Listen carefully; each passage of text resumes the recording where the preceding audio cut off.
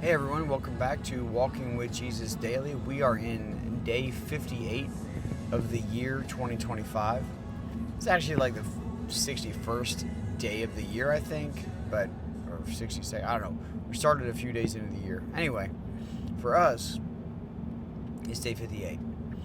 And for us, it's Transformation Day 14 of 40. Good thing we got through 13 without admitting any like deep dark issues or talking politics or religion. All right, moving on. We're going to dig into today's lesson, which is entitled Israel Ruled by the Philistines for 40 Years. So my guess is that Israel gave in to living the way that they should, and God allowed them to be held in captivity. 40 years is enough time for a generation, transformation, and renewal. We know that. So, before we dig into this, I do hope that you have had time for prayer. I really can't stress it enough, guys. If you actually want true transformation, you actually want something different in your life, I am telling you, it begins with prayer. It begins with prayer, it ends with prayer, and what you do in the middle is pray. Because you've got to have a relationship that you talk to Him often. And don't think about prayer as just something that you need to do, or something that has to happen when you eat, or when, whatever. It's good to have like time set aside for prayer. Some people are really good with that. They're like, okay, I got an alarm set 4 times a day, I'm going to pray. Actually, funny, I was talking to Matt about this last night. And he was like, what do you do when you face tests and trials? And like, do you try to figure it out? Do you try to see what lesson is God trying to teach me? And I told him I did for a long time. But what I do now is I just pray. I pray, and I know that God will make it evident to me in my prayer. He will show me or tell me or lead me to where I need to be shown, led, or taught from what I'm going through. If I try to figure it out on my own, I know that I will be biased. I know that I will put my own spin on it, or I will look for something that makes sense just so I can move on to the next thing, or just so I can feel justified. Prayer is so powerful in so many ways.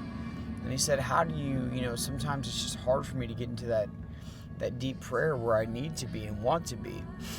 How do you get there? I said, I struggle with that too sometimes. Pardon me. I said, I have learned to just use imagery in my mind and place myself before the throne of God, and I just worship Him. I spend the beginning of my prayer worshiping Him, thanking Him, hearing the angels sing, holy, holy, holy is the Lord God Almighty, who was and is to be. I hear this, I see this, and I humble myself, and I exalt Him, and I thank Him, and I thank Him, and I thank Him, until I have finally got my heart and my mind in the right place to go to my Father in prayer. And then once I'm there, the rest of the day or the rest of the night is spent in that place. And I'll just, it will be easy to enter into prayer with God because I'm already in that place. I don't know how I got into this rant, but these are just some conversations that we were having last night. It's always good when you have a friend come over to the house or hang out, and all you want to talk about is Jesus and what He's doing in your life. And you can't wait to see what's next.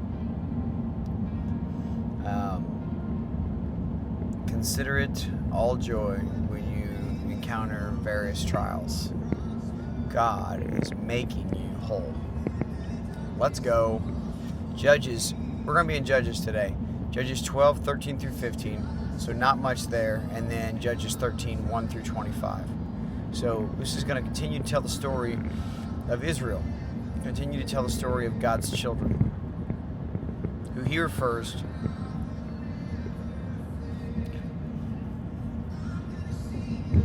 Sorry about that. Who he refers to as his first one. After him, Abdon, the son of Hillel, the Parathonite, judged Israel. What did he have? 40 sons. And 30 grandsons, a fertile group, who rode on 70 donkeys. 40 sons and 30 grandsons who rode on 70 donkeys. And he judged Israel 8 years.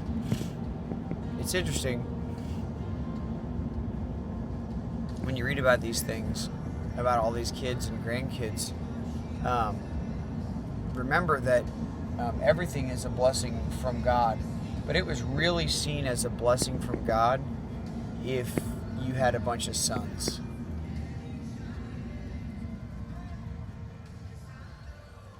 If you had a bunch of sons, it was a big deal. Well, 40 and 30 is a big deal. It says, then Abdon, the son of Hillel, the Parathonite, died and was buried at Pirathon in the land of Ephraim, in the hill country of the Amalekites. I guess I just threw that in there because he had 40 sons and it was kind of interesting that he had like a whole generation or transformation. But okay, let's dig in. Judges 13.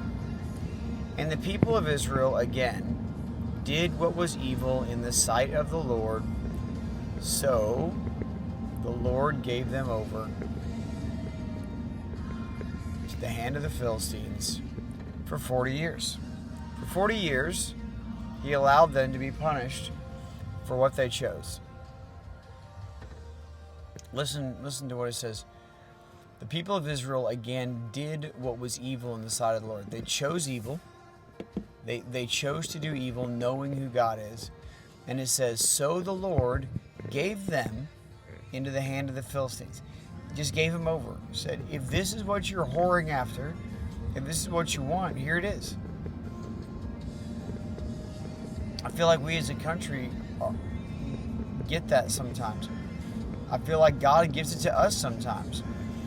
We'll run from him and run from him and run from him and seek evil and seek ourselves or seek things or seek jobs or seek careers or have all these other gods, and eventually God's just like, fine, you want it so badly, here you go, it's all yours.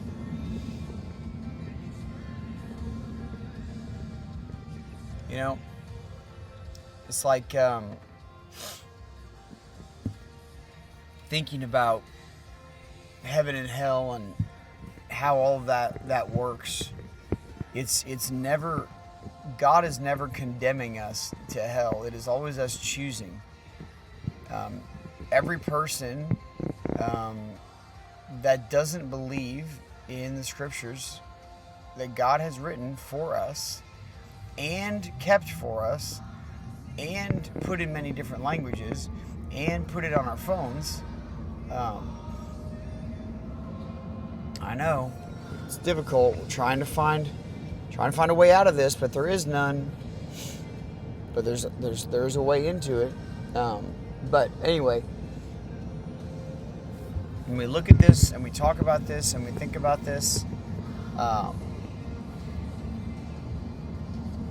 eventually God gives you over to what you are seeking and what you're wanting. Eventually he says, I know this is bad for you. I know this is not what I know this is not what is best for you, but you just won't stop seeking it. So it's clear that you do not want me as a part of this, and I'm going to step back, and I'm going to let you destroy yourself. And I'm going to be right here, I'll be right here with you when you call for me. But I'm no longer going to step in and protect you. I'm no longer going to step in and make a difference. So the Lord gave them into the hand of the Philistines for 40 years, an entire generation, in the hopes that maybe in that 40 years that generation would die off, a new one would begin, and that new one would seek him. There was a certain man of Zorah, of the tribe of the Danites. I can't make that up. There was a tribe called the Danites, whose name was Manoah. So there was a man of Zorah. He was of the tribe of the Danites, and his name was Manoah. His wife was barren, and she had no children. And the angel of the Lord, appeared to the woman and said to her, Behold, you are barren, and have not borne children, but you shall conceive and bear a son. Hold on a second.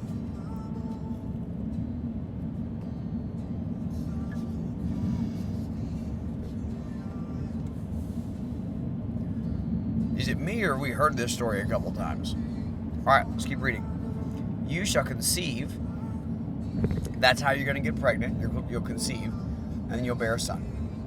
Therefore, be careful, and drink no wine or strong drink,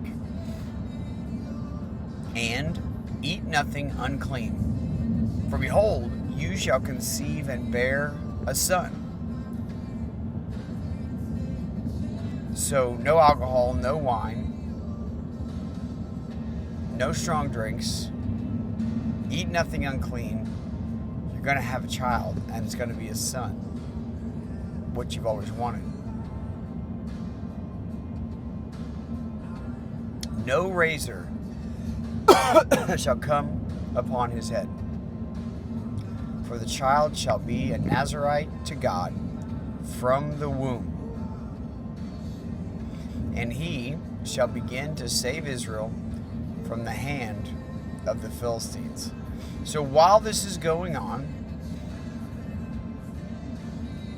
while the people are choosing evil and then being in captivity, given over to the Philistines, how did the Philistines get power? God allowed them to have it. All right. So we've got Israel disobeying, God giving them over to the Philistines ruling them for 40 years. And in the midst of this, an angel of the Lord visits a barren woman, who they have not said her name yet, a barren woman whose husband is Manoah of the tribe of the Danites from Zorah. All right, we put all this together. And she or the son are not to have any drink, no wine or strong drink, nothing with alcohol, and eat nothing unclean, and no razor shall come upon his head, because the child will be a Nazirite from God, Nazirite to God from the womb, and he shall begin to save Israel from the hand of the Philistines. So you're going to have a baby boy. These are what I need. Isn't it? It's just crazy to me how God feels about alcohol and holiness. Like, it's so evident. I can't get over it. I mean, it's no wonder alcohol is so addicting. It's no wonder it's so social. It's no wonder it's accepted so much.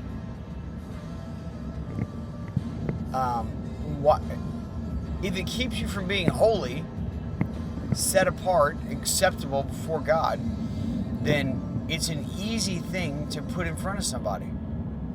And then they can justify it however they want to. But that's not the way that God works.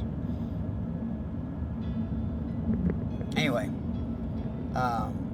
nothing unclean to eat, which they already had that in their law.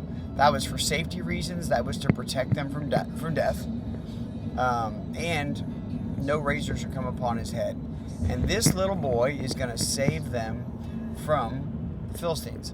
So we've got the cool story of Moses We've got this cool story now that we're going to talk about in Samson. Obviously, we have John the Baptist that we talked about and Jesus that we talked about. So, the angel of the Lord, and Abraham's wife, Sarah and Isaac, right? Anyway, he shall begin to save Israel from the hand of the Philistines. Then the woman came and told her husband, a man of God came to me, and his appearance was like the appearance of the angel of God. Very awesome. It actually says very awesome. Let's go. Maybe one of my new favorite verses. Okay. She knew it was a man of God, and apparently knew about who the angel of God is. Probably this has been talked about or discussed among them, but very awesome. I did not ask him where he was from, and he did not tell me his name, but he said to me, behold, so I don't know where he's from, I don't know what his name is, but I know what I saw. So listen up, because I'm a witness of something, and I'm telling you, and you probably already think I'm crazy, but we're going to talk about this anyway. Behold, you shall conceive and bear a son. So then, drink no wine or strong drink, and eat nothing unclean, for the child shall be a Nazarite to God from the womb to the day of his death. See, in Nazarite, they didn't have strong drink, or that was part of their holiness before God. But for him to be a Nazarite from the womb, his mother had to obey the same law, the same rule, the same command. Then Manoah prayed to the Lord and said, O Lord, please let the man of God whom you sent come again to us and teach us what we are to do with the child who will be born. Basically being like, if you're going to give us a child, we don't know what to do. The instructions you left is like putting together an IKEA cabinet. Okay? There's like 4 words and only 2 of them are in English. I need help. Okay, could you possibly just one more time send him back, send your angel back and give us more instruction than this? Because we know what we're doing. It says, and God listened to the voice of Manoah. God listened to the voice of Manoah. He was already blessing him. He already saw him. He already heard him. But he listened to the voice of Manoah. I love that line.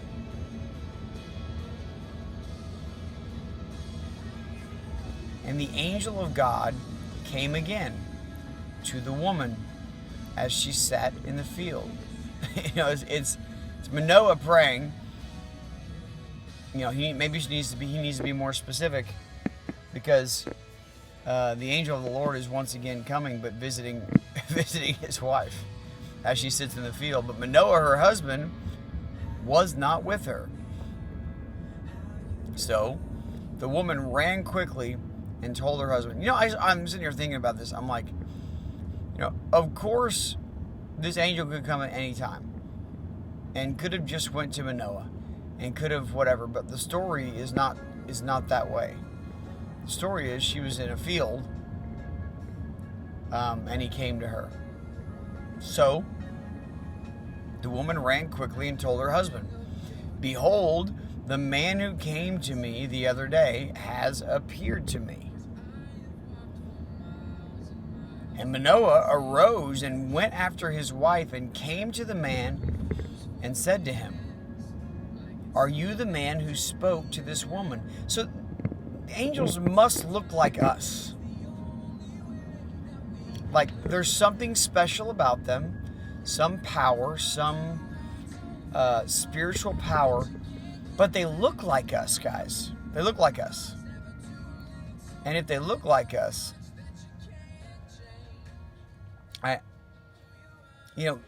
going back and reading Genesis 6, what we talked about with the Nephilim, pardon me, really makes me curious and really makes me wonder.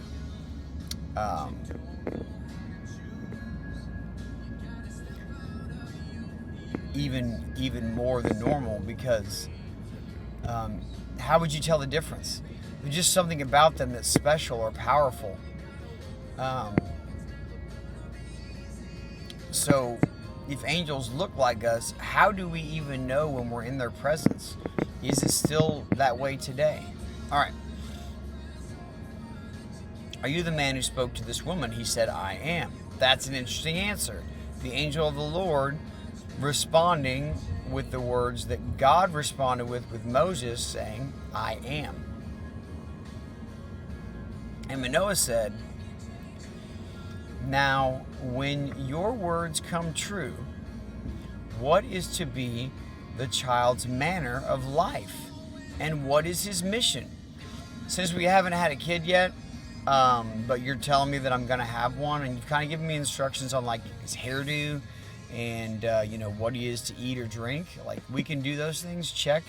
But it sure would be great to know, like, what am I going to teach him to do, like as a job? What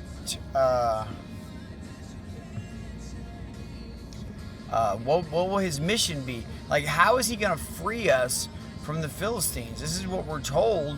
It'd be great if you could just relay the message to us of how exactly, this is going to take place. Like, what are we supposed to do with him? We don't want to mess this up, in other words, right?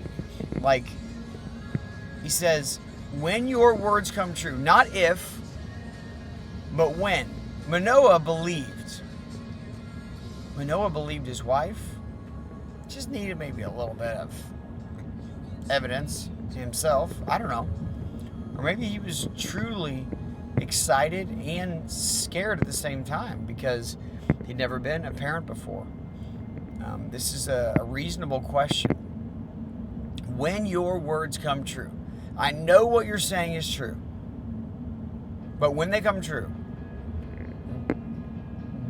how do I am I raising a warrior? Because maybe I'm not much of a warrior.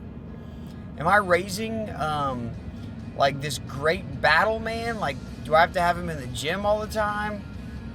It's a high protein diet. You know what I'm saying? Like, what am I going to teach him? The art of ninja? Or what? Obviously, I'm being ridiculous right now, but just think about all the questions that would run through your head. And the angel of the Lord said to Manoah, of all that I said to the woman, let her be careful. Well, what kind of answer is that? He says, she may not eat of anything that comes from the vine. Neither let her drink wine or strong drink. No grapes, nothing that comes from the vine, no alcohol. This is so important. Or eat anything unclean. She cannot do these things. She has to be careful.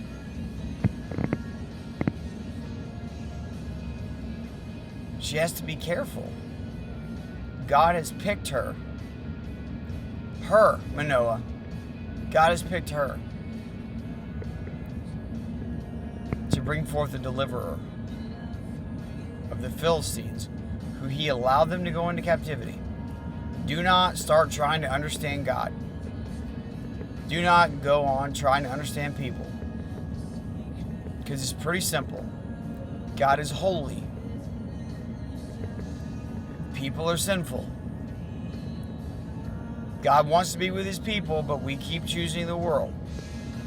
When we choose him, he gives us rest for 40 years, for a generation. When we don't choose him, he gives us captivity. He gives us over to our sins. But he's telling her, be careful. All that I commanded her, let her observe. All right. So you just repeated the same thing over again. What is his mission in life? Like, how do I bring this child up? I get it. No grapes, no fruit of the vine, no strong drink, nothing unclean, the razor thing. I understand all of this. But can you answer my question? And this is the answer. Manoah said to the angel of the Lord, please let us detain you and prepare a young goat for you. This didn't mean we're going to kidnap you. Stay with us. Please stay with us. Let me prepare a young goat for you. And the angel of the Lord said to Manoah, if you detain me, I will not eat of your food. If you keep me here, I'm not going to eat your food. Not because you're a bad cook, Manoah. Maybe you're good on the barbecue. Maybe Manoah had a reputation for kind of overcooking the goat, if you know what I'm saying. I don't know. But he says, if you detain me, I will not eat of your food. But if you prepare a burnt offering, then offer it to the Lord. I am the angel of the Lord. I look like a human. I have great power. Here's your message. I came again to deliver the exact same message. Why? Because it's important. Because it's important. Nothing after this point matters if you don't do what I'm saying. If he's not a Nazirite from the womb, if your wife is not so careful, nothing else matters, because he is supposed to be set apart and holy for his God.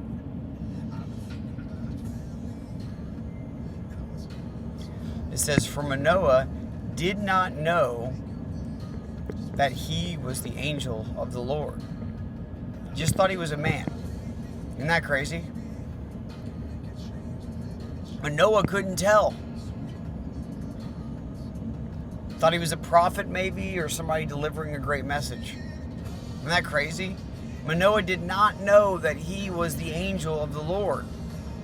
And Manoah said to the angel of the Lord, what is your name, so that when your words come true, we may honor you?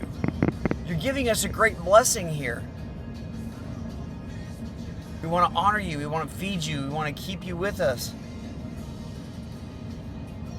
And the angel of the Lord said to him, why do you ask my name, seeing it is wonderful? I'm a messenger. Why do we uplift and put on pedestals preachers? They're messengers.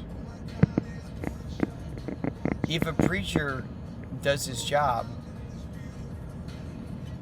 you see Jesus more clearly. You desire him more.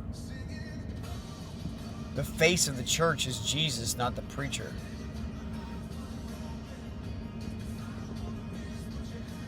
So, Manoah took the young goat with the grain offering and offered it on the rock to the Lord, to the one who works wonders. And Manoah and his wife were watching. So they did what the angel of the Lord told them to do. They did this amazing thing. The amazing thing of obedience. The amazing thing of just do what I'm asking you to do. I really am not asking you to do anything special. No push-ups today. No pull-ups. Just don't eat these things. Don't drink these things. Don't cut his hair. All right? Let's just start there. And don't honor me. I'm giving you a message from God. Honor God. He's the one that's working the wonders. I'm just delivering you the message. All right? I love how when John the Baptist is with the angel of the Lord Gabriel, he's like, I stand in the presence of God. He's like, do you know who I am? And yet it's not even about me, bro. So they offer this to the Lord. It says, to the one who works wonders. Manoah and his wife was there watching. And when the flame went up toward heaven from the altar, when the offering went up. When the angel of the Lord told them that if they're going to do anything, make an offering to God. And when they're standing there watching this young goat and this grain offering burn, and the flames are climbing to the sky, the angel of the Lord went up in the flame of the altar. You can imagine this guy walking up, and he's going up in the flame of the altar. Like that guy just jumped in a fire. You can imagine them being like, "Sir, what are you doing? Don't you know that's hot? That's going to consume you. That's fire." Now Manoah and his wife were watching, and they fell on their faces to the ground. And you should too. Fall on your faces to the ground and acknowledge who God is and acknowledge His power. Do it without miracles being seen. Do it without a special messenger coming. Humble yourself before a reverent God. Stop thinking of Him as this guy who has power to make your life great, because it's all about making your life great, because it's not. It's not about making your life great. I'm sorry. If He does, that's awesome, but that's not what it's about.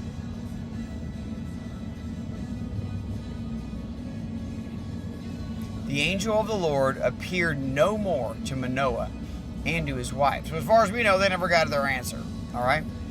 Then Manoah knew that he was the angel of the Lord. What gave it away? Was it him going up in the fire of the altar to God, the offering? How cool is that, right? That offering being burned up to the sky. The living sacrifice that we're supposed to be made. On fire all day for the Lord, filled with the Spirit, constantly a sweet aroma to our King and our God. But never consumed. Like the burning bush. Oh, that's super cool to think about. God, you're so good. All right. Then Manoah knew that he was the angel of the Lord, and Manoah said to his wife, "We shall surely die, for we have seen God." This is unexplainable. This guy who just visited us that we didn't know must have been God. But his wife said to him, they're on their faces, and Manoah is clearly upset, maybe a little bit worried about this. And his wife says to him, "If the Lord had meant to kill us, he would not have accepted a burnt offering and a grain offering at our hands, or shown us all these things, or now announced to us such things as these." Like, if he was meaning to kill us, he came and visited us per your request. If he meant to kill us, I'm pretty sure he wouldn't tell me that after being barren, I'm now going to conceive a child, and giving us all these instructions. Like, it doesn't make a whole lot of sense. All right, let's get to the end of this. And the woman bore a son and called his name, anybody know? Might read ahead? Samson. Called his name Samson. And the young man grew, and the Lord blessed him. He was special to God from before conception. Do you hear that?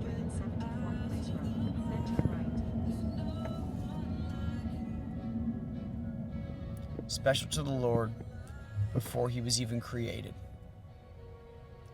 And the Spirit of the Lord, he was blessed as he was growing up, but the Spirit of the Lord began to stir him in Mahanaim Dan, between Zorah and Eshtaol. Now, you can go on and read Judges after 1325, where we ended today, and learn the story of Samson. There was just a lesson taught at our church, the likeness or the similarities between Samson and Jesus. And this is just a good start of that. To deliver God's people once again from Satan. We are offered freedom from Satan, and yet we choose Satan. What is wrong with us?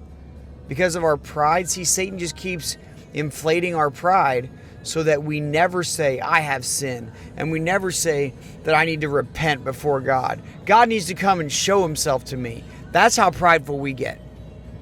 We are fools. There's a lot we can take away from today's lesson, but can we just see